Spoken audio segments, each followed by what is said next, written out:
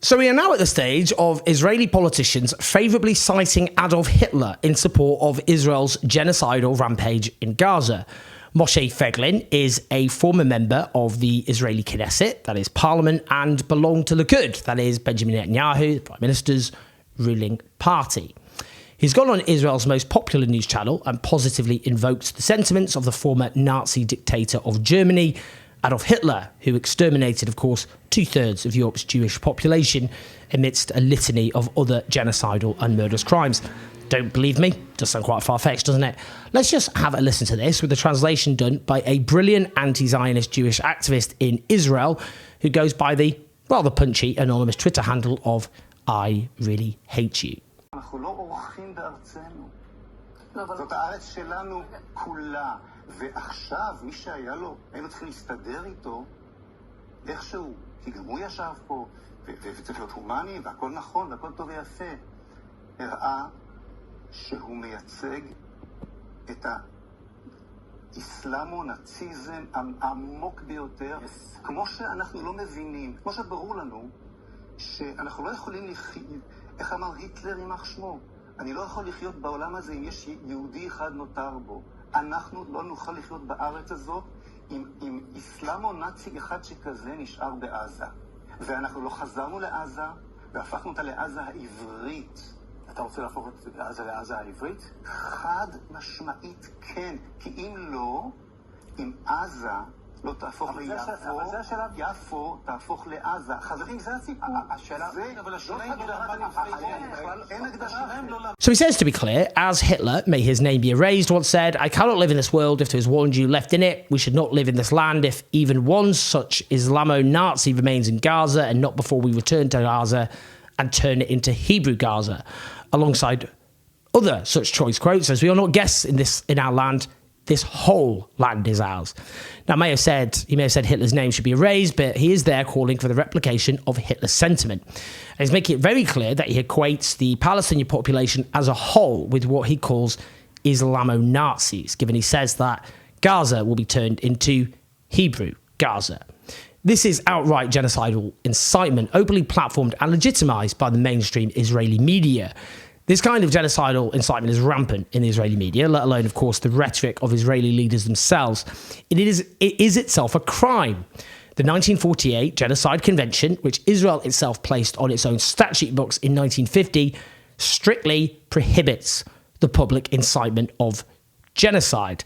Indeed, the Israeli state, when it put it on its statute books, it carries the death penalty. In theory, that still remains the case. Now, the International Court of Justice has also ordered Israel to take action against this incitement of genocide. Israel has continued to refuse to do so, and the airwaves are full of this incitement, including people going on television and suggesting Palestinian children are killed on the basis they will turn into terrorists. Now, this incitement has consequences, of course, whipping up the Israeli public to support genocidal actions, not least the Israeli soldiers themselves, who are inflicting this genocide. Which brings me on to a tweet by Bennett, former Israeli Prime Minister, often portrayed somehow as a moderate alternative to Benjamin Netanyahu. In it, he says, I wish we could say that the Palestinians were hijacked by Hamas and the people themselves actually seek peace and prosperity, but the facts show the opposite. He goes on to cite a poll showing 2/3 of Palestinians support the 7th of October attack, that Hamas won a majority in the 2006 Palestinian elections, that polls show Hamas would win again, and that he then claims on 7th of October, thousands of random Gazans joined the massacre, slaughtering families, burning adults and children, raping women.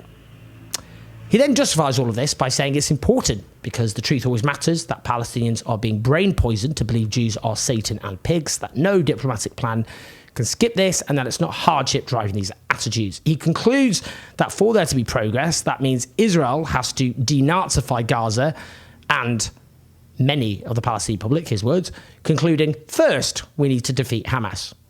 Now, a few things here about what is and should be considered a genocidal piece of text.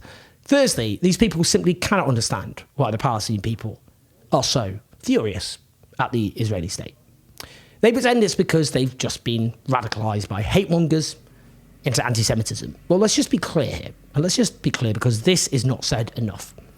If another group of people who were not Jewish, had forced the Palestinian people from their land, from their homes en masse, and stole their land in 1948, slaughtering 15,000 of them in the process, subjected them to the longest belligerent occupation in modern history, and also the longest siege in modern history, and colonised their stolen land with huge numbers of illegal settlements, and subjected them to a system of apartheid, and refused to allow them to have any state of their own. Well, guess what? The outcome would have been exactly the same.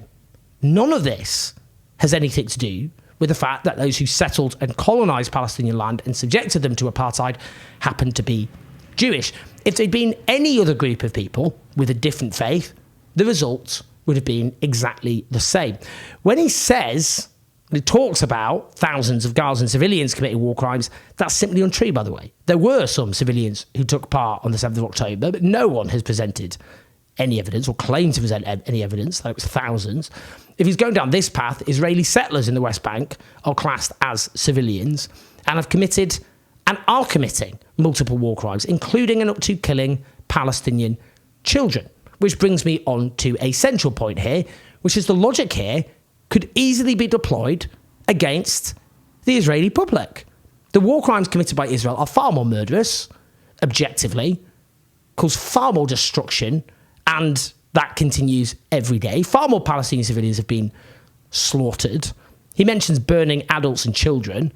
Given most of the 40,000 or so Palestinians, around 15,000 of them children, who've been butchered by the Israeli state, have been burned to death, he might want to dial down that particular rhetoric. The Israeli public have repeatedly, overwhelmingly voted in politicians guilty of and supportive of atrocious war crimes who use overtly genocidal rhetoric, e.g., and polls show that the Israeli public would do that all over again.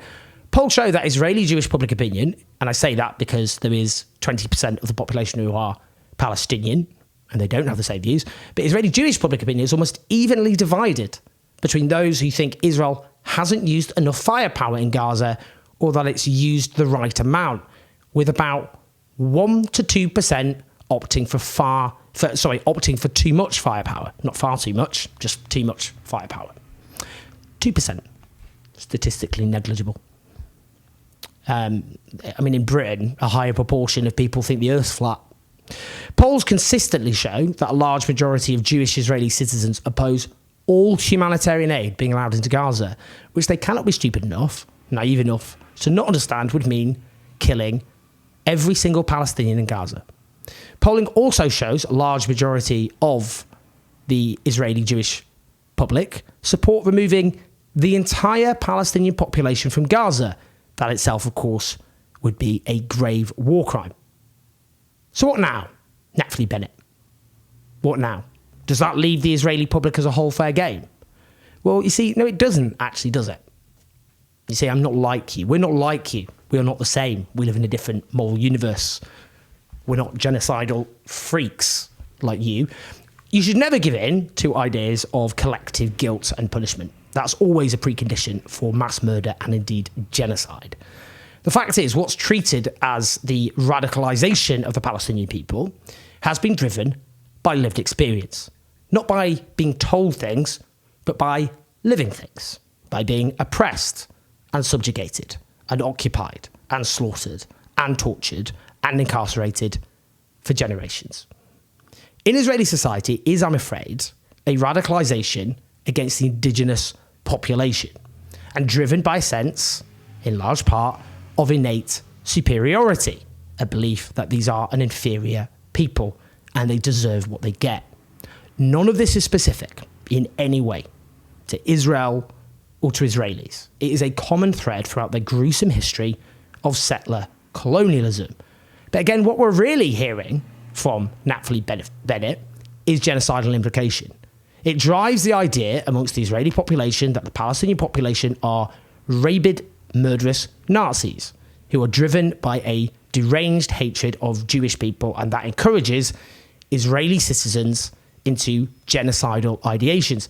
He claims what he describes as denazification must happen only after Hamas is defeated. Now, first of all, that's not going to happen.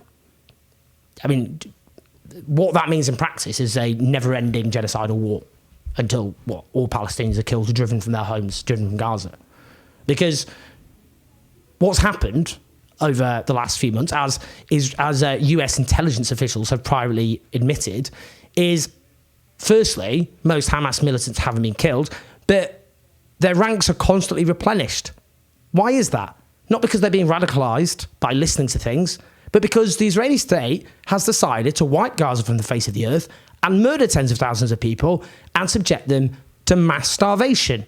Weirdly, I know, this is crazy, some of those people who survived, having, picked up the remnants of their children and put them in plastic bags, some of them have gone, I'm not going to just resign myself to this, I'm going to fight back.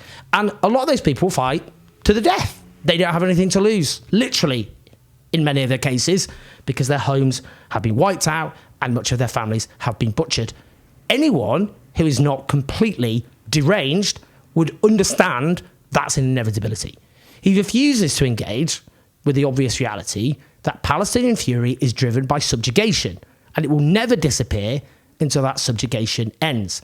But what we are looking at here is genocidal mania, the widespread legitimization of genocidal sentiments in a society which is inflicting a genocide against the Palestinian people with the support of our governments. So you get to the point now, as a consequence, this is the stage we're at, where Israeli politicians favourably cite Adolf Hitler quotes in support of that genocide. Well, Israeli impunity allows this murderous fanaticism to boil away unchecked, but that impunity is dissolving, and the Israeli state won't get away with this. Please like and subscribe. Do leave your comments. We'd love to hear your thoughts as ever. Do share this video. Help us take on the Pro War Media at patreon.com/OJ84. And we will get back to regularly updating our podcast. Sorry, they've not been updated, but that will now change. So you can listen to us on the go if you want. If you don't want to see my stupid face, speak to you soon.